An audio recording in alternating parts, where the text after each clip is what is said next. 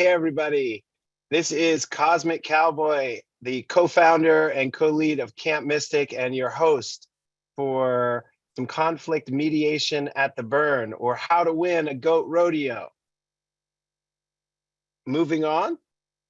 I'm really excited. We have some amazing theme camp organizers and panelists that are here today on this session, this breakout session with you.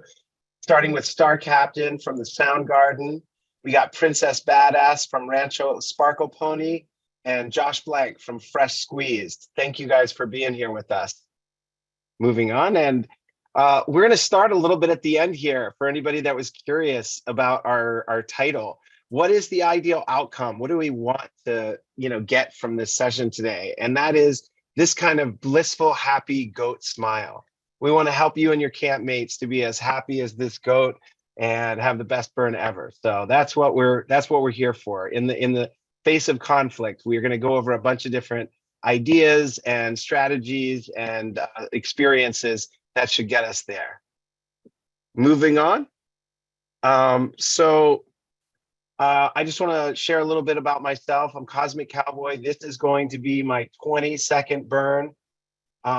Fortunately, I have a dear friend that called me up in 1998, and we had talked about Burning Man. I'd heard of it, but for various reasons, I was not on the desert. I was not on the playa, and he said, "You got to get." He left Burning Man, went out to the Gerlach payphone at that time, and just called and said, "You've got to get here. Like, get a plane and get here." And then I did that with my best friend, and that first year was our first year with 3 people. I guess you could say that was the birth of our Camp Mystic. And then co-founded and co-lead Mystic 20 plus years later. I just wanted to share a few things in terms of my camp strategy for avoiding conflict, or I'd say we're proactive in the sense that we try and create a culture where we don't have to deal with conflict, where people are happy and conflicts are easily resolved. We've got some core values, which include radical contribution, radical collaboration, radical compassion, radical self-expression, and radical evolution. And those are kind of our key values. And I just want to read to you, this is, we also have a manifesto for all of our incoming new mystics, new campers. And we get into a lot of different things about our values and who we are and what we're about and our contributions and gifts that we try and offer the playa. But we do have a section in there that's about conflict. And I just thought I would read it, or not the whole thing, but just the introduction, because I think it'll really help. We aim to create a radically high vibration experience for camp members and our visitors at Camp Mystic. In the event that you do end up dealing with some form of conflict with someone at camp, we want to address this. Each conflict is an opportunity to up-level consciousness and evolve. Any conflict resolution should be in the context of pursuing evolutionary growth for ourselves and all involved. Any requests for assistance should be requested, received, and provided in this context. Camp Mystic isn't interested in blame, who's right, who's wrong, punishments, judgments, or even in facilitating apologies. We're interested in experiences, including conflicts, being used to the most direct path of our own growth and to reflect our highest selves. So then I said, here's a sequence of remedies. We ask that you agree to start at the top and work your way down. And the first of these resolves almost 90% of the conflicts, which is drink water. We stay hydrated. It's really just about taking care of yourself. So in that section with drinking water is drink water, eat some food, get some rest, take a break, basically just self-care. That's the number one thing. And we find that when people, it sounds like the most obvious thing, but when people actually do that, when we just say sort of like put a pin in it, take a break and do those things, a lot of the time, whatever the conflict is, disappears. The second thing is no gossiping and go to the source. So as opposed to the common thing with conflict, which is to go to somebody else and so-and-so did this to me, or this is what happened, and it kind of blows it up. rather just go to the direct source of what you're dealing with.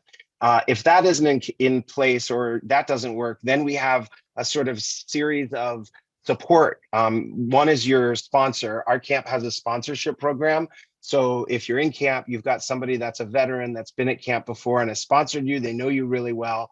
And we ask that you go to them and address this issue. And then we've also got camp counselors who sort of are people that in their professional life or life experience have certain sort of conflict resolution, mediation training, just like that's one of their gifts is to handle it. And then finally, we've got, camp leadership, the council itself. So we have a lot of different levels, and amongst those levels are also people that have an awareness of, is this something that we should be addressing and that we think we can resolve amicably and peacefully, or is it something that somebody needs to go to medical, we need to get Black Rock Rangers involved or other entities, something like that. So just wanted to start off with that. That's kind of my take on conflict, and we're gonna have a lot more good stuff. Let's keep going, moving on. Moving on here, I think they got us. I'm going to hand the mic over to Josh Blank, who is a nonconformist from Fresh Squeezed, and hear some of what he has to say on this real exciting topic. Yeah, thank you very much. So Fresh Squeezed, we just celebrated our 13th year on the playa. We started in 2006, and our camp gifts lemonade and art. We set up a giant tent. We bring about 500 blank canvases. And now a semi-trailer that we turned into a giant lemonade stand. We started with literally a folding table and a small Gatorade and 3 of us container in 2006, but it's grown quite a bit. We usually have about 115 campers. And fortunately, our camp has avoided any serious conflict, at least that I know of. And I think there's two things that we focus on that's helped get us that far. So with respect to like internal conflict, we also have a sponsorship program, and we screen pretty heavily. I'm a co-lead, either myself or my other co-lead try and have a conversation with anyone who's about to join us. But we know that the person that's sponsoring them is a trusted camper.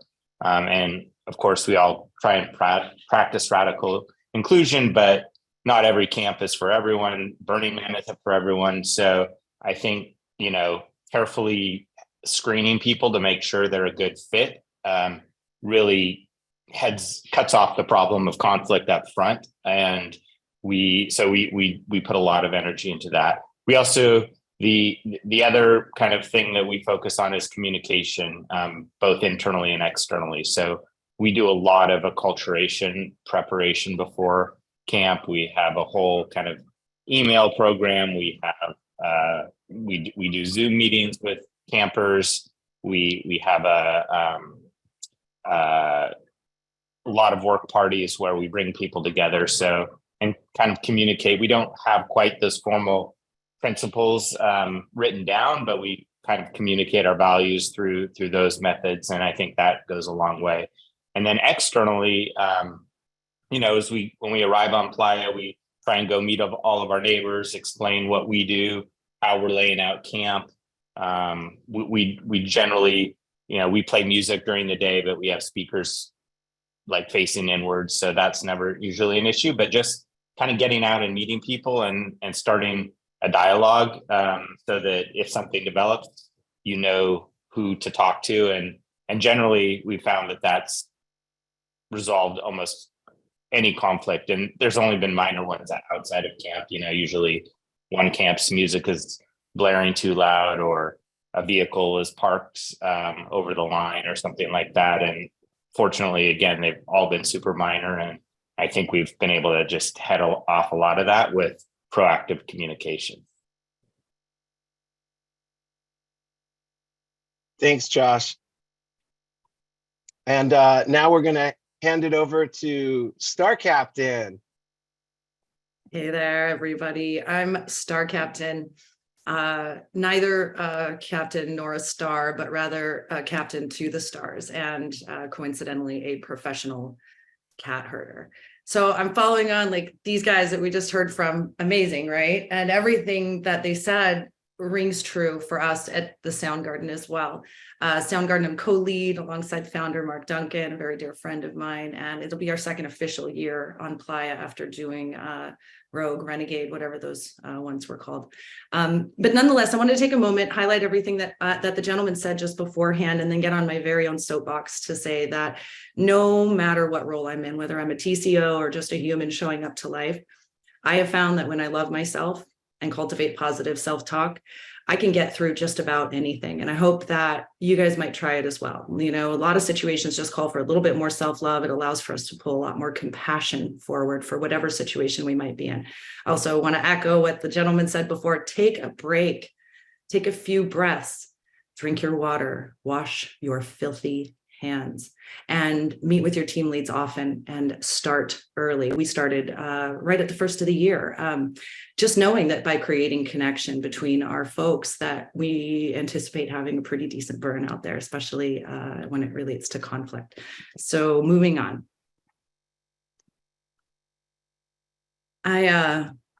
We had a little bit of discussion about the name of this session, and I said to somebody, you know, producing a breakout session about conflict mediation at the burn, and a friend said, that sounds like a goat rodeo. And if you look it up in Urban Dictionary, it'll tell you it's an unwinnable situation. Now, I kind of disagree with that, but our wonderful Meow Meow, our chat mod, has dropped in a link here. So if you want to see where I grabbed this, I thought, well, let's go and check. Went and did a little bit of research about goat behavior. They evidently have a reputation for being stubborn and misbehaved. I wonder if anyone else does. They're also a natural herd animal. Solitary goat might need some company. Goats are also more aggressive and inquisitive than sheep, and they tend to demonstrate dominance in a social grouping a little bit more frequently than a sheep would. Look at this. When a new goat is added to the herd, fights might take place until the new member has their pecking order established. Look at that. The does might also try to upgrade their pecking order by fighting. Now, goats might groom themselves by scratching their neck and head with their rear feet and by licking other parts of their body. They're also sociable, and they like to be petted by humans. So burners in the wild have been observed using baby wipes. Everything else checks out as far as I can tell. Now, moving on, how do we get ourselves to the point where when we are in a goat rodeo or something that feels unwinnable like a goat rodeo, how can we behave a little bit less like goats? And with that in mind, I'm going to introduce our next panelist, Princess Badass from Rancho Sparkle Pony. Take it away. Hey everyone, I am Princess Badass, and in the default world, I am a licensed marriage and family therapist. So I am bringing in some skills that I find to be really helpful in all kinds of relationships. So we're going to talk about nonviolent communication, which is a tool. It's a structure. It feels really kind of silly and rigid at first, but it actually works. And what it works to do is bring down defensiveness so that who you're trying to communicate with is actually able to hear what you're saying instead of just thinking why they disagree with that and what they're going to say next, and to have their wall up. So basically, the concept of like, well, nonviolent, that seems so extreme. So anything verbally violent, it could include things like how we judge, label, criticize, command, demand, threaten, blame, accuse, and ridicule. And when we do these things that are learned behaviors and are a coping strategy to get our needs met, the impact, like I said, is that you're not heard, and instead you get a bunch of defensiveness.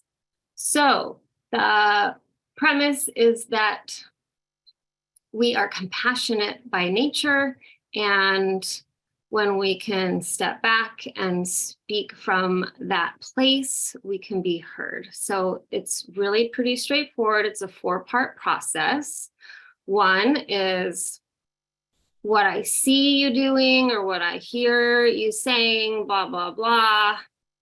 2 is feelings. When I see you doing that, I feel this type of way because I need a certain thing. So would you be willing to blah, blah, blah? So some things to avoid. The observations need to be they need to be objective, not subjective. So objective statement of fact is anything that you could observe like you're a scientist studying in a lab. So subjective would be name calling, telling people what they want or how they are feeling. And then number 2, feelings should really just be a 3-word sentence. I feel mad or I feel sad. It's not, I feel like you're being a jerk and should shut up. Anytime we use the word like, it's not a feeling, it's probably more of a thought or a belief. And then here's where we all get tripped up, and we tend to conflate feelings with needs. So the beauty of this process is we're separating out the feeling from the need. So I feel like you should shut up is a poor way of communicating. But the need there is kindness. That's the need that's not getting met. So you might say, I feel angry when I hear you raising your voice at me because I need kindness. So would you be willing to? And then that's a request. It's not a command, and they can say no. But it's something like, you know, in that example, would you be willing to pause this conversation until we've both had a nap in a juice box? So let's move on and have a look at some of the basic What? feelings we all I have. sent you the voicemail. Oh, someone is Oh, not on mute. we gotta fill this up for you a little more before I leave. Is there a way we can mute participants? Anyway, so let's move on to the slide that shows the basic feelings we all have. Perfect. So this is kind of a cheat sheet menu of how you might be feeling, and it's easier said than done in the heat of the moment. So when you're feeling like they're a jerk and they should shut up, you can look from this menu and realize, oh, maybe I'm actually feeling annoyed or distressed. So these are indicators.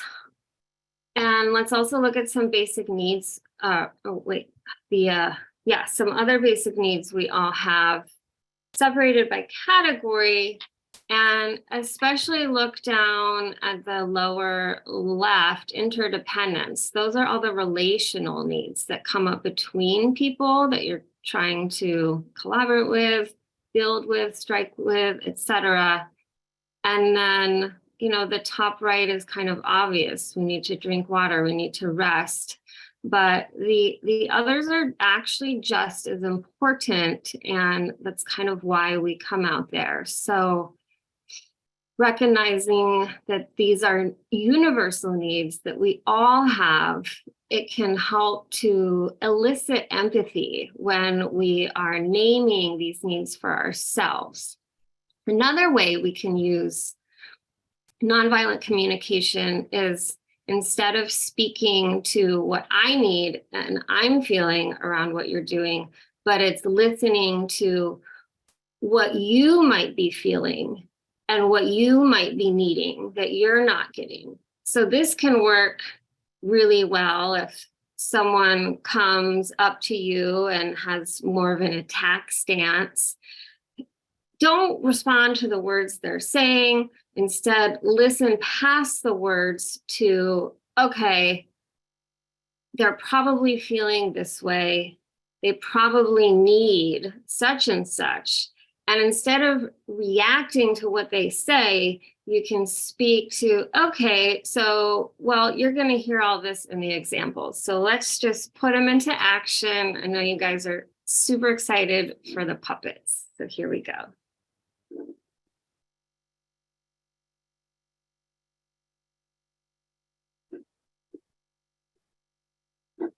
And I am gonna take off my virtual background so you guys can see me and my puppets. So first scenario we've got is two neighbors camping near each other, and camper number one is Wyatt Crocodile. Hey, everybody. And we have Loud Lion. Roar! So, not the best pairing of neighbors, but you're going to hear a really cheesy but straightforward way that I would apply nonviolent communication. So, Quiet Crocodile comes up and says, "Hey, Loud Lion, when you play your happy hardcore music to a decibel level I cannot escape from my own tent, I feel angry and exasperated because I need some sleep, man. Would you be willing to turn down your happy hardcore?" Roar! Well, gee, I can't be happy listening to happy hardcore if I know that it's making you unhappy. So yeah, I'll turn it down right away and we can be happy together. And then this is them hugging, not fighting, in case you were wondering. That was awesome, Princess Badass. So part of our program is that now that Princess Badass has done that role playing, we want to dissect it. I believe that Josh mentioned earlier in the session that he'd had some noise complaints before. Josh, any suggestions? Have you ever had a noise complaint go down like that? And how would you expect it to be resolved if you did handle it that way? Yeah, great question. We've been on the opposite end of a noise complaint where there was a camp next to us that just had this amazing, awesome sound system and disco that went all night, but unfortunately nobody was ever in it. It was just empty. And so several of our campers were getting a little worked up and, thought that it would just resolve itself on its own. But of course that doesn't happen. And just merely walking over, offering them a drink, explaining the situation, solved the problem. But it took like 2 or 3 days for the camp to realize, oh, maybe we should just go have a conversation instead of getting all worked up about it. That's the main one I can think of. But I think that demo and those examples were right on. That'd be super helpful to have that technique to use. Nope, we lost your audio. So I was going to say, Cosmic Cowboy, anything you want to share? My problem is I'm usually the noise complaint. So, just in terms of being good Black Rock citizens, usually our camp leadership goes out of our way and divvies up the perimeter around on all sides of our camp. And we, kind of at the beginning of the burn, go around and try and meet our neighbors and let them know, hey, we have a party on Wednesday night and it's the Truth and Beauty party and we'd love for you to be a part of it. That's going to usually be our loudest, kind of noise element. If you have any issues with individual little neighborhoods in our camp or issues, we don't want to, we want you to have a great burn. Please let us know. This is where we're staying. And it's usually reciprocated where they'll be like, oh yeah, on Thursday we have a, drum and beats or, whatever. And so that's again, to me, it's a really proactive way at the beginning of the week to sort of not only get to know all of your neighbors, but diffuse anything. And like I said, we will usually invite them and be like, we'd love for you to come and celebrate with us. Now we're on the 2 o'clock side. So even though we only have one really loud, noisy party, we're kind of with sound camps, but we do that for the other camps around us. And I think wherever you're camped, it's a good thing to just, avoid the sound complaints. excellent. Thank you. So moving on to scenario 2. This one we'll call belligerent drunk. Yo, dude, get your act together. You're drunk and belligerent and this isn't your camp. F off. I do what I want.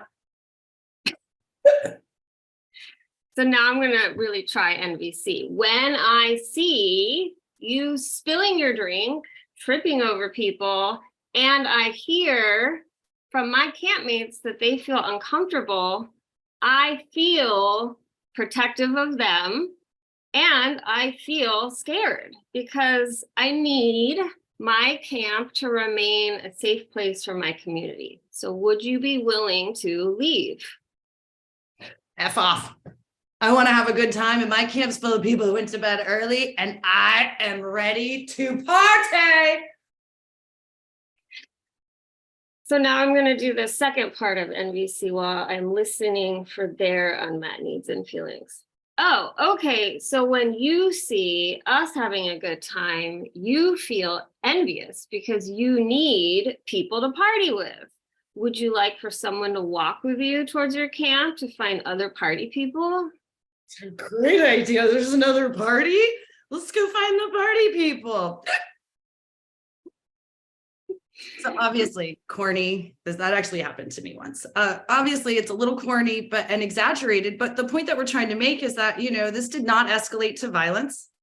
Princess Badass offered to take the belligerent drunk somewhere that might be more appropriate. So, sometimes just a change of scenery will also solve some problems, but I'd like to open it up to the rest of our panelists to share any tips, tricks, or things that you guys have come across with, maybe somebody having a little too much fun on their hands and harshing the vibe in your camp. Cosmic Cowboy, Josh, any input?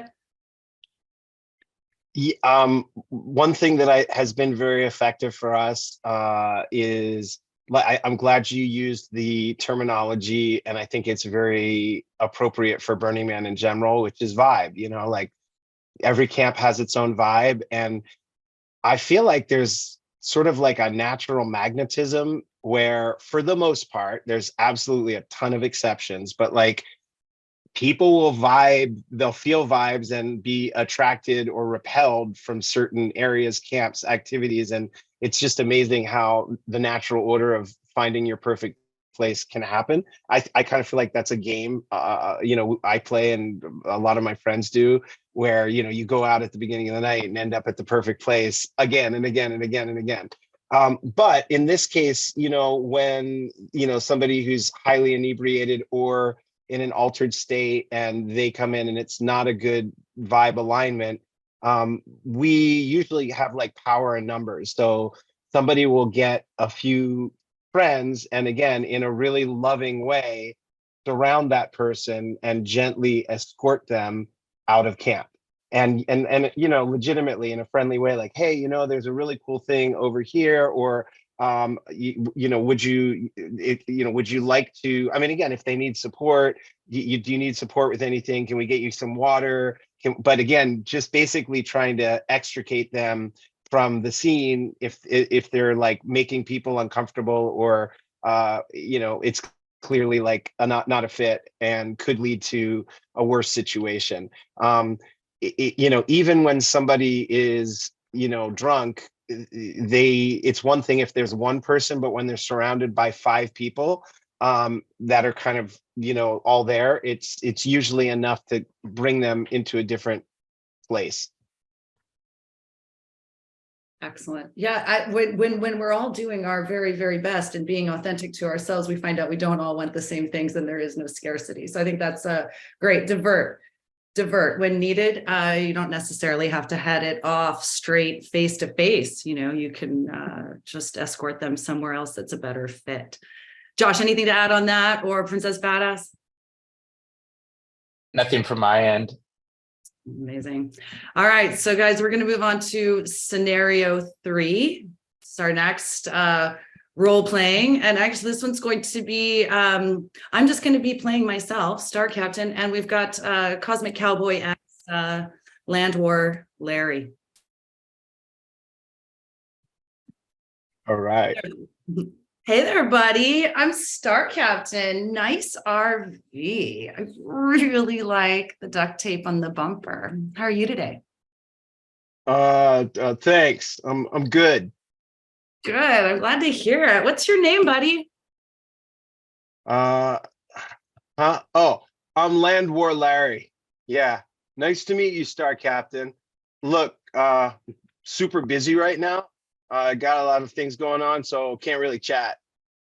I totally get it, Larry. Nobody wants to take up anyone's time unnecessarily. So I'll get right to it. Your RV is rad, but I got to ask you to move it. Can't stay here. It's in the middle of the road. No can do. Got to be near my buddies over there. Really? Why? Uh, you know, Okay, hey, no worries, Larry, because I've got good news. We secured you a nice spot right over there. It's still super close to your buddies, and it's not in the middle of the road. It's a win-win, Larry, and I did it just for you. yeah, no, that's not gonna work. I can't move it. Okay, Larry, so here's what we're going to do. You're either going to move your fantastic RV right over there in that nice spot we cleared for you, or I'm coming back with an angry mob. I haven't assembled a mob in at least 10 minutes. It won't bother me one bit to stir up another one. I look forward to seeing what you decide, Larry. I'll get my keys. All right, so guys, this one actually happened at the Rogue or Renegade, whatever you're calling it. This is an actual scenario of conflict. I am not pleased necessarily with how I handled it. And so I'm willing to put my dirty laundry out here for all of us to go ahead and look at and say, how could Star Captain have handled it differently? Did the gentleman in question move his RV? He certainly did. He was terrified of me and my friends for the rest of the time that we were there. So I want to open the floor. This is one way that I handled it, and it worked. But did it represent me well? Did it represent avoiding a conflict situation well? I mean, it's an outright threat. So effectiveness, but then also courtesy. I'd love to hear from our panelists. Were you in the same situation? How would you have handled it differently? Yeah, Princess. I don't think it's a threat. It's really just setting a clear boundary. You approached first with kindness. First, you complimented and tried to connect on a human level before asking anything. You maintained the positive compliments as you kept calling it fantastic RV.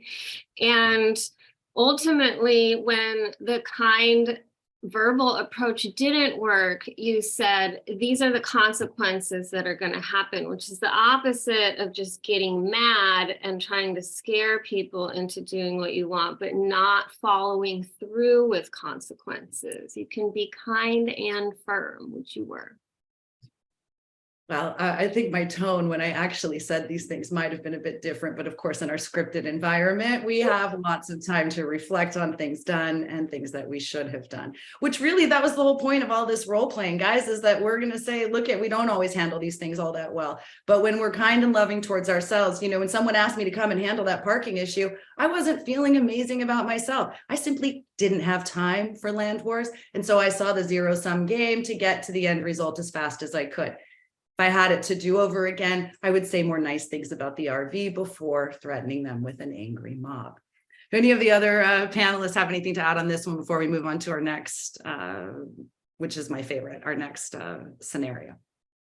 You know, I would just say that I think this is, first of all, I'm really glad we included it. I think it's, you know, when people say I think these scenarios that we're talking about do sort of summarize a lot of the common conflicts that come up. You know, it's not, I think I agree with what Princess Badass said. I think the approach is a really big deal because you know, like we had somebody park a car in the one spot that prevented our camp-wide generator from being, you know, able to get refueled. And, you know, so it was like a minor thing.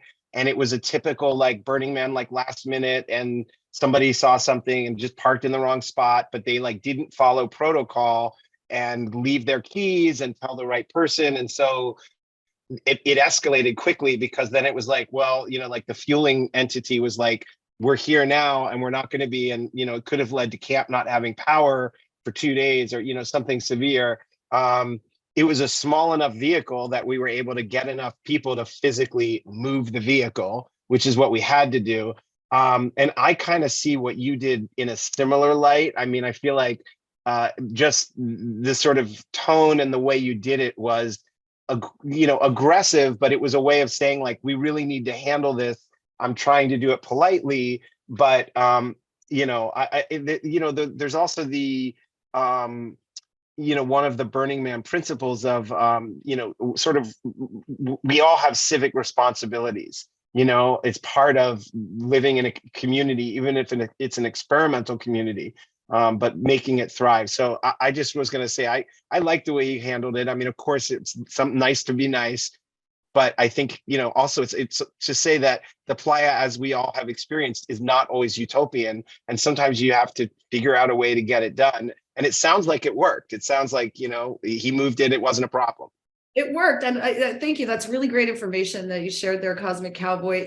What I didn't share in the scenario was that 3 other campmates had already gone and requested that the RV in question be moved. I wasn't present for how they asked, but somebody said he still won't move his RV. Somebody else said, did you ask Star Captain to get involved? And when they asked me to get involved, I looked at him and said, are you sure? Because I will handle it, but you might not like how I handle it. I said, I promise you it will be done. You might not like how I handled it.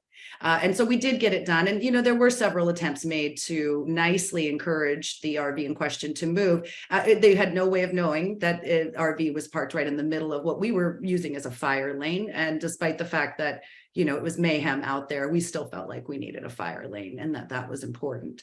So yeah, there was a couple of attempts and I went for the 0 sum and we did get it moved, and the man will never speak to me again, I'm sure.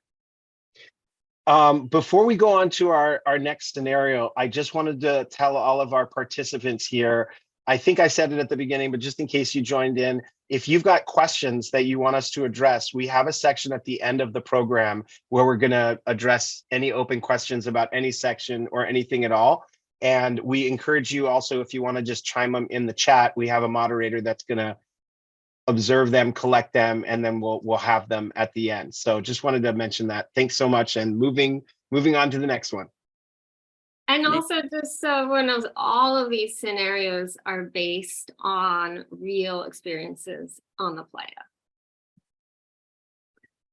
All right, so for the next one, thanks guys. So scenario 4, we're calling this one the Snarkosaurus. I will also not be going into character again, and I will be showing up as myself, Star Captain the Snarkosaurus. I will be joined by Quiet Crocodile in this particular demonstration. So keep a look at Princess Badass is down here for me. Take a look at Princess Badass's screen. So hang on. Fuck your burn. Fuck your burn. Fuck your burn. Fuck your burn. Fuck your burn. Notice the Quiet Crocodile is gone off the screen. He just walked away and did not engage. Which is my number 1 set of tips and tricks when you encounter the Snarkosaurus, for they are many. When you encounter the Snarkosaurus and snark, let's say maybe you're somebody who doesn't appreciate snark at all. I can get it. I get it. I love it. To me, it's one of my favorite forms of performance art. I get out there, I get snarky as all get out, and I will look for other Snarkosauruses with whom I can engage in the ancient art of performance snark out. Somebody walks past you and says, fuck your burn. You can make a choice to not engage. And the Snarkosaurus thrives on feedback. So if you get angry, the Snarkosaurus wants that. That's something that they can play with. That's something they can turn around. And if they're witty and snarky, then, they're going to go into an all-out attack on you in most cases. 9 times out of 10, if you ignore, do not engage, do not make eye contact, basically treat a Snarkosaurus like your friend's toddler that you do not want to babysit. Just keep moving. Do not acknowledge in any way, shape, or form. Snarkosaurus will go and find its people. They could go on a 2-day-long snark fest, both of them enjoying it. And had you wasted your precious time interacting with the Snarkosaurus and didn't enjoy it, it would have been a waste for everyone. Let the Snarkosaurus carry on with none of your attention and allow for that Snarkosaurus to go and find their best life out there on playa. Now, for the rest of our panelists, any other advice on how to deal with a Snarkosaurus? I'm with you. I love it. So I it's part of Burning Man for me is either witnessing it. I'm not super good at engaging with it, but I think you're spot on. Most conflicts, I mean, not to be passive aggressive, sometimes you don't need to engage. You can just go chill out. Keep on moving, Snarkosaurus. Or, alternatively, right? Let the Snarkosaurus snark it out. Do not react. Again, they are looking. I know I'm an expert Snarkosaurus. They're looking for your interaction. If you're in our interaction, you are not a fun target. You can save yourself a lot of time and energy by simply ignoring the Snarkosaurus. All right. Going back a long time. I mean, I feel like Burning Man, in a lot of ways is a celebration of diversity, in polarity. And you've always had your, peace, love, and happiness, and your Snarkosauruses on different sides. You've got Sparkle Ponies and Thunderdome, and it seems like a playground where everybody can celebrate and have their fun. I feel like it was a learning experience for me. Again, going back to the early, to the 90s, there was a crew that, would be in these dune buggies and they'd have baseball bats, and they would literally come by the porta potties and just bat the hell out of, you'd be in the bathroom, and suddenly it felt like the entire thing was going to be deconstructed. They'd have loudspeakers, and it was a crazy experience. So things softened from there. I mean, I feel like there's a level that might have been too. I mean, again, there were guns even before that, so things have softened. But I feel like the snark has always been a part of it. There's the Black Rock Gazette, and also there's Piss Clear, for those that don't know, the newspaper or the periodical, and that's a paper where I remember one year, the big article, the headline was "Fuck Your Burn," and I at that time I remember I was like, what's the deal with it? What is it with these people? And then you start reading and laughing and kind of getting the holistic nature of it. So but I think your strategy is very sound. For anybody who's confused, doesn't understand, live and let live, and don't feed into it, and it'll find its people. Don't water that plant and it will not grow on you. Yeah, that's fantastic. I really, like I said, I really love snark. I think that there's a place for it. And I also think that those people that don't want to be a part of it should be able to have some tips and tricks for how to escape it. It's not everybody's cup of tea. But I remember at my first burn, somebody said, "Fuck your burn." And I was really offended at first. Now I'll take that back to one of the previous things that I shared. I obviously wasn't loving myself enough, but I was very, very confused about "fuck your burn." I was like, why is this person speaking to me like this? I'm delightful. What is this? And when it was explained to me that it was snark, it was like, just put me on that stage with them, please. Now I want to play with them. "Fuck your burn." It was like back and forth. I think I had a 7 or 8 minute long conversation that was just two people back and forth saying "fuck your burn" over and over and over again. Absolutely delightful. This is the sort of thing that just feeds my neurodivergence in a really, really, really happy sort of way. So Snarkosauruses can be avoided. They want your interaction. Don't give it to them. Do not take the bait.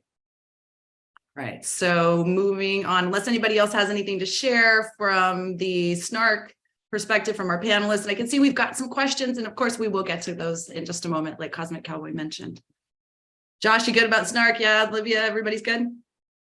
Excellent. Okay. So we're going to move on to scenario number 5. I'm going to be playing the role of Shaman Shanti, and Princess Badass will be with Handsome Hedgehog. And this particular role-playing segment is about consent. Hey there, Handsome. Oh, hi. What's your name? I'm Shaman Shanti. What's your name, cutie? Well, my bio name is Handsome Hedgehog. Yes, you are. I can see why. Your aura is amazing, but it does look a little dusty. Oh. Well, yeah, it is Burning Man. And dust we trust, right? Yeah, totally. But still, there's something about your aura that I really want to get to the bottom of. I do this amazing root chakra aura massage. It's so great. It's really going to fix your aura up for you. I trained for like 30 whole minutes in the jungle once, and trust me, I'm really, really good at it. Oh gosh, I don't know. Are you sure there's really something wrong with my aura? I mean, it feels fine to me, but I don't want to go a whole week with a broken aura. A massage does sound kind of nice, but do you really have to touch my root chakra?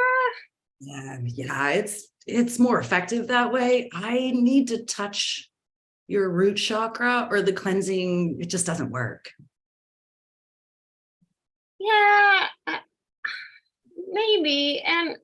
But I hear you speaking from a place of authority, and you've only had 30 minutes of training in the jungle. Are you sure that makes you a professional? We haven't discussed your credentials. Like I said, my aura feels fine to me, and I'm learning how to honor my own intuition. So thanks for the offer, but it's a no for me. Don't be a baby. Everybody's doing it. I cleansed like 5 root chakras already today, and you're the only one who's complaining. So don't be such a square. Let go and let me touch your root chakra already. I already said no, and no means no. Your strategy of shaming me into submission isn't working, because I love myself very much. And even if my aura is dusty, which it's not, I hope you asked for and received consent before your 5 other massages. Did they teach you in the jungle that no means no, and no response is also a no? This particular role-playing segment makes me feel like such a creep, like just such a creep. And it's unfortunate, but I, as a TCO, have had to mediate a situation like this before, and I didn't even know what went on. The Rangers came to our camp and told me they'd received a complaint. So that came as a huge shock, because no one had said anything to us. No one had said anything to the leads. No one had no one reached out. You know, we felt that we had created, and this was not at Soundgarden, this was in a previous TCO role, but we felt that we had a pretty good camp culture about it. We felt that we had made it clear that people could come to us, that our campmates, that if there was something going on, that they could come and reach us. And that's not what happened. You know, someone actually went and complained. And I said to the Rangers, a young woman from our camp came and told you, oh, I'm sorry. A young man came and complained to the Rangers that a young woman from our camp dumped 2 gallons of water on his bed. And when the Rangers came to have that discussion with me, lovely Rangers, they were fantastic. I looked at the Rangers and said, thank you for coming. Let's go see what's going on. I want to get to the bottom of this. I said, did I mention, lovely to meet you guys. Welcome, to our camp, our little slice of heaven over here. Did I mention that our water delivery didn't make it this year? So we just made an announcement about being really low on water. And I said, but come on, let's go to the back of my camp and let's find out what on earth might make a young woman in the desert with limited resources choose to dump 2 gallons of water on a young man's bed. I don't want to jump to any conclusions, but let's go find out. And what it ended up being was a massage turned a little bit too far, right? The massage went further than what was needed. And in this situation, the young woman in question chose to dump gallons of water on this young man's bedding. And whether that was the right approach or not, what we thought that we would do here in this particular role-playing scenario is to introduce the idea of how to speak up for yourself. It's not okay to violate someone's consent or to do something to them without getting their consent, any more than it's okay to play coy. I'm not trying to say that there are any victims in any of the scenarios that I've described, but the point being is that we want everyone to advocate for themselves. If you feel uncomfortable, say something. Say no. No response also means no. So I'm going to open up for the rest of our panelists to also discuss some of the things that they might like to talk about, or some of the scenarios that they've had to mitigate or how to even avoid it altogether in their camps. Before we leave this scenario, I just wanted to highlight that Handsome Hedgehog was naming the manipulation strategies that Shaman Shanti was employing, just to make it more obvious. you wouldn't really have to do that in real life, but that was our way of kind of illustrating how to spot manipulation and how to not fall victim to it.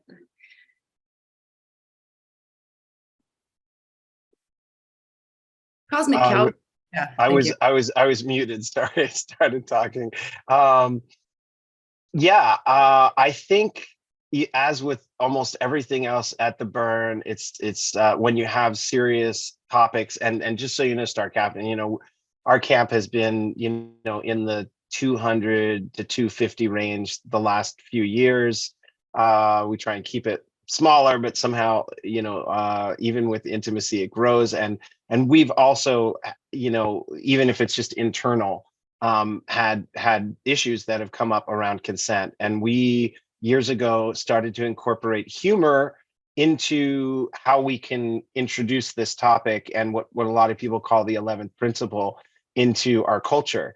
For us at our orientation opening ceremony, we often do kind of like what you did, but in a more dramatic way, where we have a few different role play scenarios to just really try and educate and communicate to people the concepts of no means no, what is healthy communication, what a zero response is a no, different things that may seem obvious but are certainly not obvious.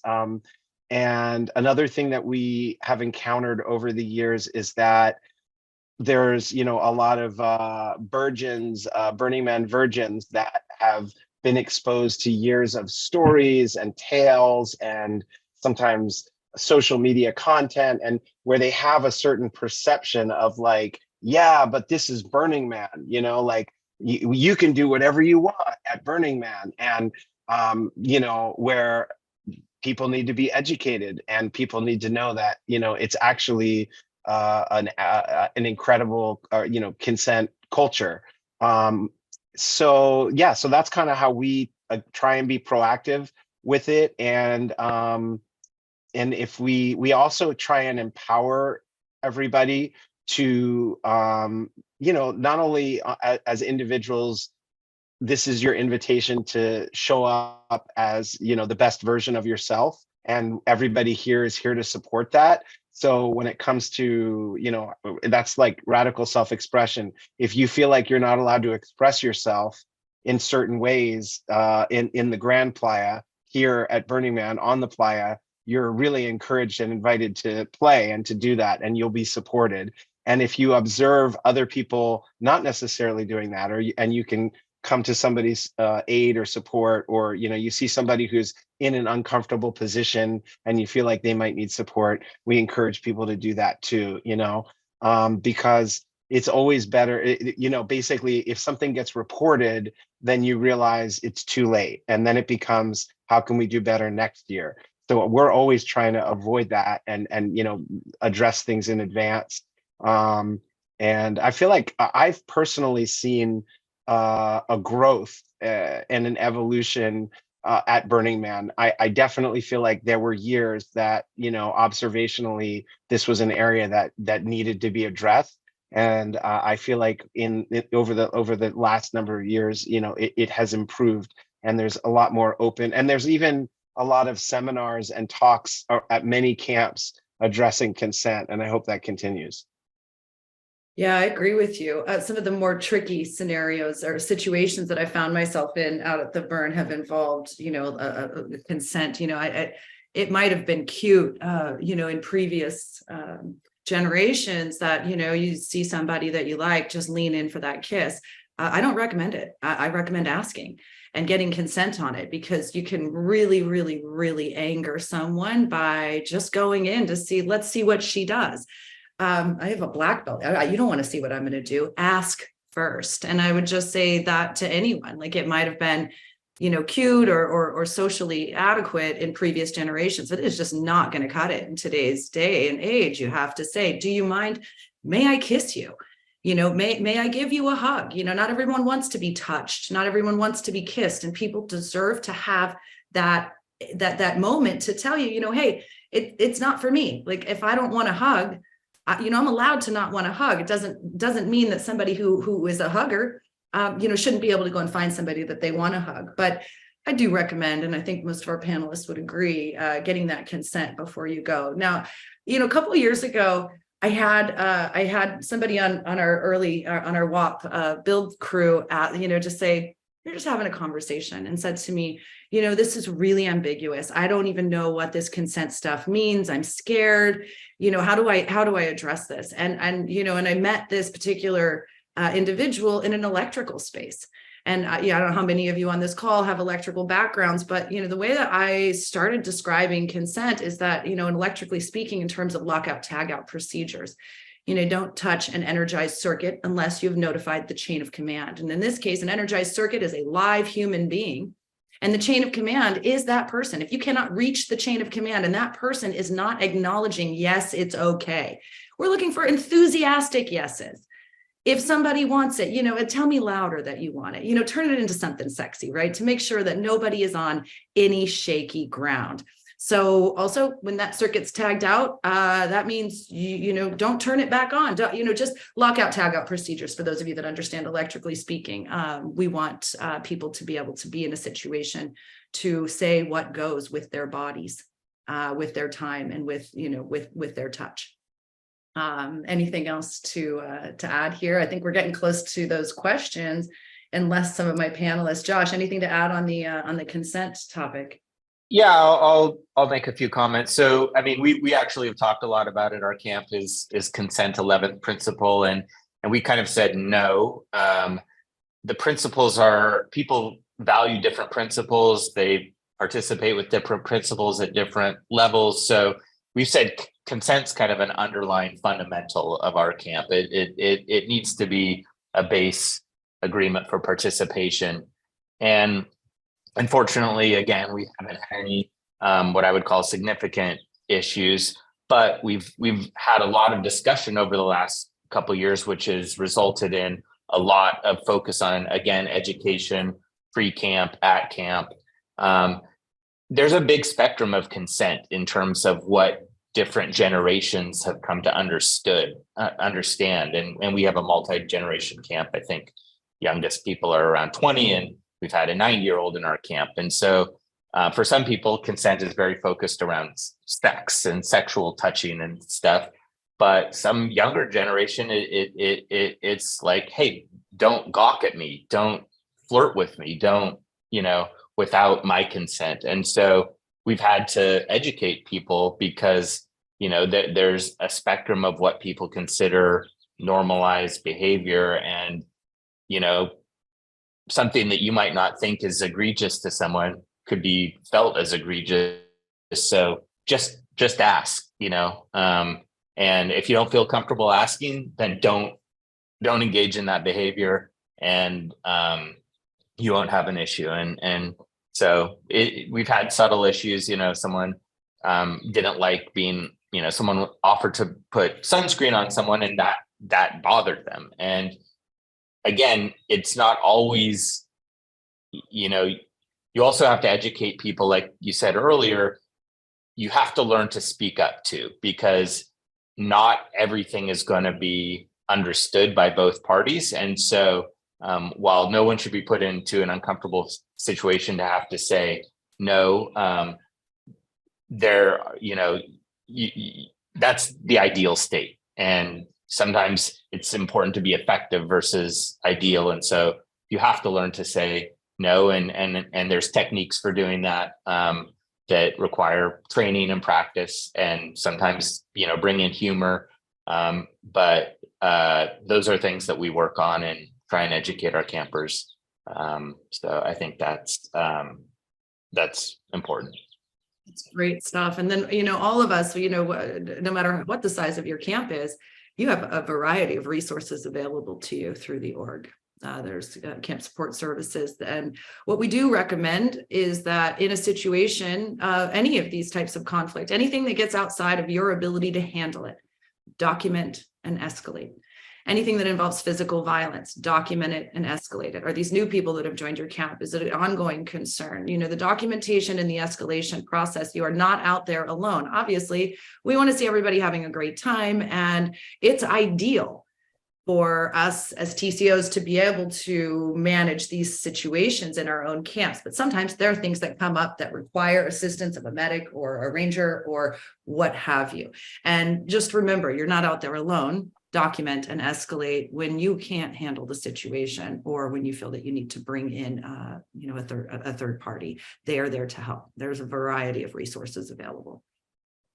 Also want to name that speaking up and saying no is easier said than done. A lot of people have a background in trauma where they go into a freeze response that might look like please and appease, where you pretend to like what's happening just to ensure safety. It could be a collapse and submit freeze response where you don't say no, but you're not able to give an enthusiastic yes either.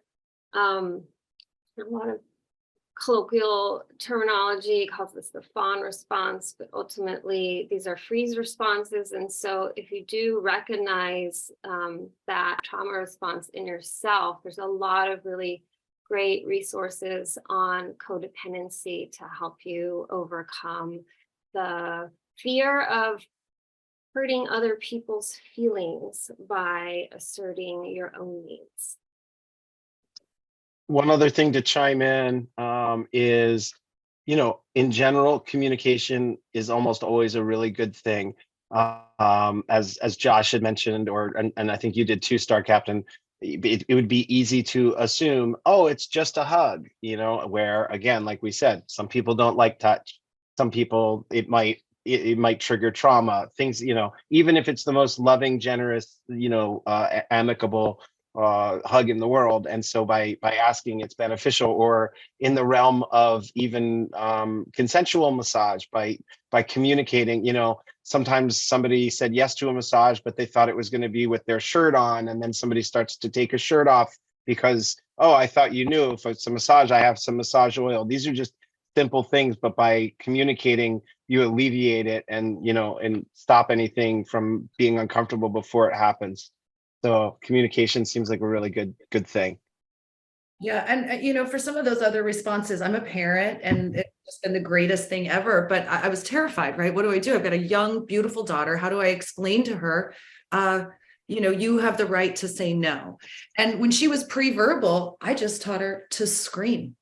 And I know that might not be everybody's preferred manner, but when I would drop her off for a play date or something, and the other parents or something would reassure me that everyone in the house was perfectly safe, I would just look at them and say, oh, it's all right. My daughter knows to just scream bloody murder if anybody touches her inappropriately. You guys have fun. I look forward to hearing from her. I'll come pick her up. So, I handled that one very similar to the land wars scenario. But at the end of the day, scream, bite, kick, yell, make noise. You matter. And if your preferences are not being respected, scream. And if you don't know how to scream, come over and visit me at the Sound Garden, and I'll be more than happy to walk you through a nice, loud, guttural belly scream. It will get the results that you're looking for if that's what you need. All right, guys. So this is the part where we open up to your questions. Thank you for being so patient with us while we did all of our goofy stuff. So is our first question, what if this comes back to scenario 4. What if the Snarkosaurus camps next to you and you see them every day? Find another Snarkosaurus and introduce them. There's one way to handle it. Any other ideas from the rest of our panelists? I like that one. Help them find their tribe. I mean, in general, I think about how you got to separate what you can control from what you can't. You cannot control other people, but you don't have to collapse into helplessness either. You can think creatively about what can I do, like Star Captain suggested. So if you aren't willing to change it, if you're unable to remove yourself from the situation, then the only other option is to accept it. And acceptance really means letting it go and just focusing on trying to have a great time and focus on your burn and not keep it alive in your own consciousness by ruminating on how annoying it is. Don't let it get to you. Don't let it get to you, and help them find their people. Don't let it get your goat, as they say. Don't let it get your goat. Do not open that can of worms. Get your ducks in a row and line them up with their fellow Snarkosaurians. Okay, so next question. There was this one time at the last Renegade, and this is from Celsius. Hi, Celsius. Thanks for being here. There was this one time at the last Renegade where someone had parked their car in the place where we'd planned on setting up their tent. The car person was nowhere to be found to have them move it. We all determined if we had enough people, we could just pick up the car and move it ourselves. Yes, this actually happened. I love this, burners. Just do it yourself. Was this the right thing to do? Was this in the spirit of immediacy, or was consent needed to resolve that time-sensitive situation? My opinion, it involved an inanimate object, a vehicle. You picked it up, you moved it. As long as you did not cause any damage to the vehicle, I support the choice that you made. But I would love to open it up to the rest of our panelists to see what their thoughts are. I think from a conflict resolution, that was fine, but and I know Burning Man's not necessarily known as a safe place, but that kind of freaks me out when our campers do shit like that, because the last thing I want to deal with is a bad injury. So from that respect, I would say probably not a great idea, but I think, no harm in moving an inanimate object as long as you didn't damage it, as Star Captain said. Yeah, and that inanimate object. But that's a great, that's another great, I didn't even think about that. In my mind, the burners were indestructible and they can pick up any car, maybe like, put it on top of a kebab, like a shish kebab or something like that. I wouldn't expect anybody to be hurt, but it's an excellent point to make. We definitely do not want people getting hurt out there. That takes all the fun out of our fun time. So we've got a great, how about, is there a training example for how to intervene between two campers having a conflict? I can tell you what not to do. Had a situation like this, previous TCO role, and two of the ladies from our camp were having a difficult time getting along. I thought I knew what was going on. And I went immediately to one of the ladies in question and said, stop being such a bitch. This is all on you. Be nice.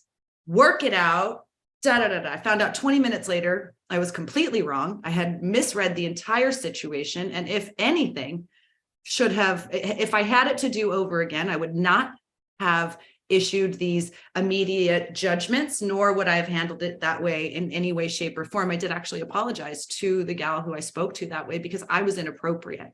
I think that the right way, and if I had it to do over again, rather than inserting myself into the middle of that conflict, what I would have done is encouraged for them to speak amongst themselves. These were two reasonable ladies, and the situation probably would not have escalated to the point that it escalated to had I not put my big fat mouth in the middle of it. So that's my 2 cents on that one. Anybody else on an example of how to intervene between two campers having a conflict?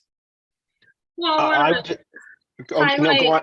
Yeah, go on, Princess. Your example involved triangulation, where you're trying to intervene with the two people as opposed to having them focus their energy on each other, and then you facilitating a calm, slow down conversation. And you could use NVC to have that conversation. I will do that next time. Now I know. Yeah, I was just gonna throw in if it seems like it's a conflict which is escalating and kind of like not getting better, and you're observing it. Again, we have counselors in our camp that are sort of have a little bit more experience and training. And one thing that they'll offer is, would it be supportive of both of you to have like some form of a neutral party listening or mediating? Again, it's not inserting it, it's more of a question, because a lot of the time they'll be like, we got this, like we're friends or something like that. And some of the time it would be one party's like, yes, definitely. And then at least there's a neutral party that has a little, like ideally somebody with a little bit of experience in conflict resolution or de-escalating the drama. that can help. And then one other thing I was going to say, if it's past tense, and this has happened a lot in camp, and this is something that I kind of focus on too, is a lot of the time it'll be like, hey, what's going on with so and so and so and so? Like I can tell there's tension there. I facilitate ho'oponopono. I don't know if you know that. It's a Hawaiian term, and it's kind of like a healing practice. And where two parties, it's like the opposite of like right and wrong, and trying to create a resolution where like there's a you're right, you're wrong, but it's more based on two people communicating that they see each other, love each other, forgive each other, and thank each other. Those are the kind of key elements to it. And I found that that's been very, very helpful. There was a real conflict between some people at my camp, and by asking them individually if they'd be willing to do that, reluctantly they said, yes. And then we did that kind of a ceremony. And I mean, they both came up to me at the end of the burn and said, I really did not want to do that, but I'm so glad we did. I kind of feel like I understood that other person much more, and we were able to just kind of get over it. And I had such a better burn than I feel like I would have. So that's another suggestion. If you're a camp leader, is if you can create any healing while in the sense of immediacy, it's certainly a worthwhile endeavor. It's amazing. I'm going to share a personal story from my very, very, very first burn, when one of the male campmates decided to corner me and try to kiss me. Not once, not twice, but 3 times. And he was very upset with me. It was my very first burn, and this camp had a particular, what they called a family culture. And so without my consent, I was called to a feelings meeting. It was the middle of build, and I was responsible for putting up some equipment, and I really like to get my job done. My personality means that like I can't disengage until the work that I had on my plate is finished. And so not only did I feel like I was approached inappropriately, despite saying no several times for a desired kiss, which I did not desire, the other party did. Then I was called to a feelings meeting, wherein I shared with the folks that I said, I feel like it works best for me if I get my work done. And then if we still have these feelings, I'd like to address them afterwards. So they agreed to me that time. And then about 10 minutes later, I was called to another feelings meeting. I really wasn't impressed, but I could see that the camp leads in this instance were really trying to do something that seemed great. But at no time did anyone ask me, hey, can we call you to a feelings meeting? And I felt that my consent was violated not once, but twice. And so by the time I was called to, yes, the 3rd feelings meeting, I said, I feel like you're making me break up with someone I never agreed to date. So when you are handling things the way that like Cosmic Cowboy is describing here, which is really, really noble and amazing, or even the way my former campmates tried to handle something, I still think it's really important to go back to that consent and to say, here's how we handle things like that. Would that be okay with you? Can we invite you to a feelings meeting? At which point I would have said, maybe a little bit later, because taking that break is also really super important. So we've got a couple of questions, and we've just got 1 minute left. I wanted to ask, did the car owner ever notice that you moved the car? If Celsius wants to chime in and say, did they notice that you picked up the car and moved it? And then a really important statement that's been made here is consent to a massage is not only about where you're touching, but also the intent and vibe. A disguised fondling is not kind touch. One of my phrases was, be sure your hug is a gift and not a ripoff. Again, it's asking for consent. I think that's fantastic. And we've got one last anonymous question. How would you recommend de-escalating a situation if the people who are supposed to be neutral mediators are getting too involved and are ganging up on one side over the other, rather than trying to find a resolution? I left when that happened to me. I simply got my toys and I walked away. Any other suggestions from the rest of the camp? Or from the rest of the panelists? If you feel like, hey, they've got this culture here and they're ganging up on me now, what would you do?